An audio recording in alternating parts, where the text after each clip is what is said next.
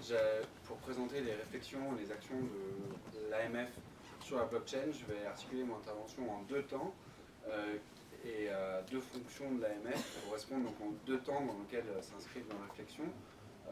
Premièrement, l'AMF en tant que régulateur, c'est des questions qu'on se pose à plus court terme maintenant. Et deuxième temps, l'AMF en tant que superviseur, c'est des questions qui restent ouvertes et qu'aujourd'hui sur lesquelles on est en cours d'élaboration de réponses. L'AMF en tant que régulateur, ça veut dire participer aux travaux internationaux. Je vais étudier d'abord les travaux internationaux, européens et puis nationaux. Comme ça, vous aurez les trois échelons. Au niveau international, donc les régulateurs se sont récemment saisis du sujet. Donc, comme vous l'avez dit, Pierre Davo, dans le panel précédent, on essaye de coordonner nos efforts, nos réflexions et les perspectives réglementaires. Il y a un peu tous les régulateurs ont vu le sujet émerger et ont essayé de l'approcher d'une manière ou d'une autre. Et là, il y a peut-être une démarche de coordination à faire, puisque c'est vrai que le FSB, d'un point de vue stabilité financière ou d'un point de vue appui au FinTech, veut se saisir de la question. Ce qu'on appelle l'Organisation internationale des commissions de valeur, donc l'OICV en anglais IOSCO, veut également s'intéresser au sujet d'un point de vue appui au FinTech, les risques ou les avantages que représentent les FinTech. Et une des commissions spécialisées de IOSCO, conjointement avec une des commissions spécialisées, des groupes de travail spécialisés de la Banque des règlements internationaux, excusez-moi pour le jargon un peu régulateur, qui s'appelle le CPMI, donc tous les deux, CPMI et IOSCO, qui réfléchissent plutôt, qui travaillent sur les questions de post-marché, vont également se pencher sur la question des DLT et de l'implémentation des DLT sur les questions de post-marché. Pour l'instant, on en est à des réflexions générales. Il y a eu, si vous avez peut-être vu, des rapports qui ont été publiés, mais on n'en est pas du tout à des principes ou des standards qu'on peut connaître sur d'autres domaines. Je pense par exemple au PFMI ou à la cybersécurité que vous avez sans doute récemment vu. C'est un rapport qui a été publié hier. Au niveau européen, par contre, on est beaucoup plus avancé. Et là, je vais vous parler du discussion paper de l'ESMA, qui a élaboré une task force dont je fais partie, qui a été publié donc il y a 3 semaines et qui est ouvert, enfin auquel vous pouvez répondre, et je vous invite à y répondre jusqu'au 3 septembre prochain. Ce discussion paper, et c'est là où je vais répondre à la question, au questionnement de Pierre, s'intéresse à l'implémentation des DLT dans le domaine des compétences de l'ESMA, c'est-à-dire et le domaine des compétences des régulateurs de marché. C'est la raison pour laquelle on n'a pas pris en compte les questions bancaires, prudentielles, les crypto-monnaies, parce que ce n'est pas de la compétence de l'ESMA, c'est de la compétence des banques centrales ou des autorités prudentielles. On a pu comprendre qu'il y avait des réflexions qui étaient en cours dans d'autres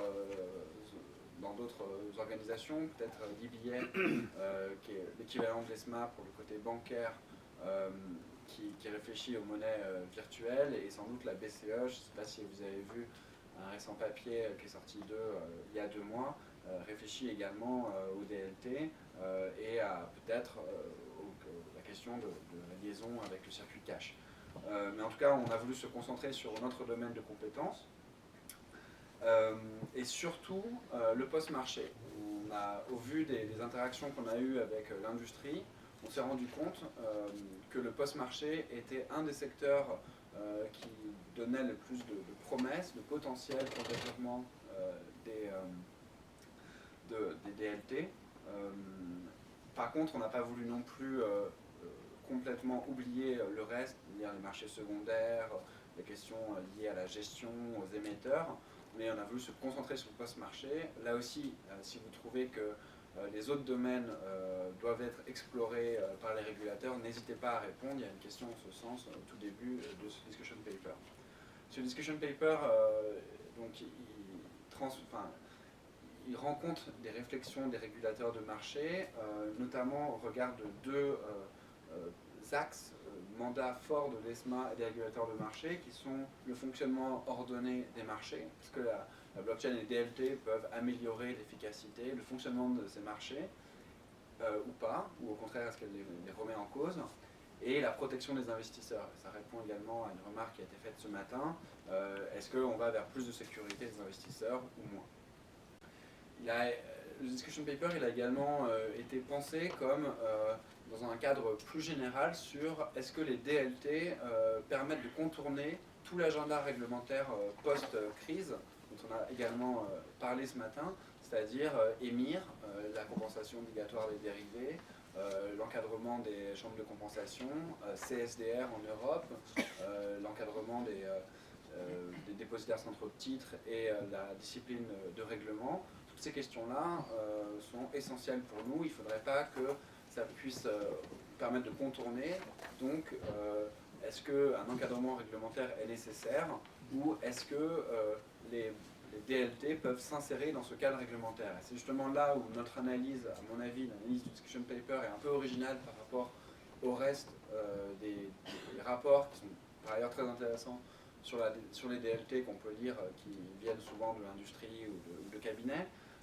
C'est qu'il y a une analyse juridique. On a pris le corpus réglementaire du post-marché au niveau européen, parce que là aussi c'est notre compétence. Donc CSDR, EMIR, la directive finalité, la directive collatérale. Et surtout, on a également aussi un peu regardé MIFIR, excusez-moi pour le jargon, encore une fois, de régulateur, mais je pense que vous connaissez assez bien ces textes. Et on a essayé de voir si les DLT pouvaient s'insérer dans une définition de telle ou telle activité, de telle ou telle infrastructure, et si elles pouvaient correspondre, s'insérer dans tel ou tel schéma qu'on connaît actuellement. Donc ça, c'est vraiment la démarche des régulateurs, et il s'agit d'un premier temps. Si dans un second temps, on constate que les réponses à ce discussion paper montrent que l'insertion dans le corpus réglementaire actuel est impossible, ou parce que les règles ne sont pas adéquates à ces DLT, à mon avis, les travaux de l'ESMA s'orienteront plutôt sur une recommandation, ou en tout cas serviront la réflexion des régulateurs, que ce soit la Commission européenne ou au niveau international, pour voir comment soit changer le cadre réglementaire actuel, soit essayer d'élaborer un nouveau cadre, réglementaire ou pas. Mais en tout cas, voilà, ce discussion paper a vraiment vocation à alimenter la réflexion des régulateurs. Donc encore une fois, je vous encourage très fortement à y répondre. C'est important que l'industrie française réponde à ce discussion paper pour montrer que la place est particulièrement mobilisée. J'en arrive... ah oui, il y a également une remarque que je trouve assez intéressante, c'est que dans la task force qui a préparé ce discussion paper, on a bien vu que les juridictions sont particulièrement allantes sur ce sujet et dynamiques. Je pense notamment au Luxembourg et à l'Irlande, ou également à l'Angleterre. C'est vrai que chaque juridiction a une industrie spécifique, un cadre juridique spécifique, mais il y a également des visées politiques. Et comme disait Pierre Davout dans le panel précédent, il en va également d'un enjeu un peu stratégique qui pourrait être fer de lance sur ce sujet-là en premier, qui pourrait attirer une industrie ou au contraire, est-ce qu'il n'y a pas besoin d'avancer de manière plus groupée pour éviter les phénomènes d'arbitrage réglementaire? J'en viens donc au niveau français. Pierre, vous l'avez déjà évoqué, donc il y a ces deux initiatives du Trésor, c'est l'habilitation à rédiger des ordonnances et des décrets. Donc on a déjà parlé sur les bons de caisse d'une part et sur le non-coté d'autre part. Également au niveau de l'AMF, le sujet FinTech plus généralement, c'est un sujet qui nous intéresse beaucoup. Je ne sais pas si vous avez suivi, mais nous avons lancé un pôle, enfin pas un pôle, mais une division qui s'occupera des FinTech, de l'innovation et de la productivité à l'AMF, qui trouve également son équivalent à la CPR. Donc on a vraiment cette ambition d'avancer groupée pour pouvoir mieux parler, mieux s'adresser aux FinTech et mieux les comprendre. Et je pense que les réflexions de l'AMF sur les DLT sont totalement insérées dans cette nouvelle démarche que nous voulons impulser. Ça, c'est donc pour notre réflexion en tant que régulateur. En tant que superviseur, on n'en est pas vraiment au même point, puisque avant d'être superviseur et de pouvoir superviser quoi que ce soit, il nous faut des textes de loi qui nous donnent compétences ou qui définissent un cadre réglementaire. Donc aujourd'hui, comme je vous le disais, il y a des réflexions qui sont en cours sur ce point-là au niveau international, européen et français. Mais ces questions de supervision, de contrôle, d'agrément, c'est des questions qu'on commence à se poser. Et c'est des questions au niveau national, mais également au niveau européen, c'est-à-dire sur ces DLT, qui serait responsable de la bonne exécution, quelles conditions d'accès, quelles conditions d'agrément. Est-ce que le superviseur doit agréer les participants ou un système ou un fournisseur de système?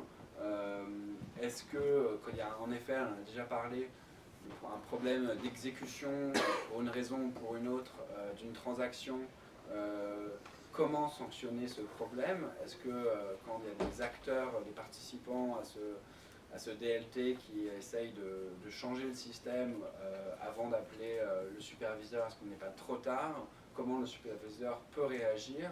Tout ça, c'est des questions qu'on est vraiment en train de se poser. Mais encore une fois, c'est du beaucoup plus long terme. Donc là-dessus, je pense qu'il y aura des réflexions à avoir avec les autres autorités. Je pense à la Banque de France, je pense à la CPR et je pense surtout au Trésor. Mais voilà, c'est des questions sur lesquelles on commence à réfléchir. Et je veux vous dire qu'on est très mobilisé sur cette question des DLT.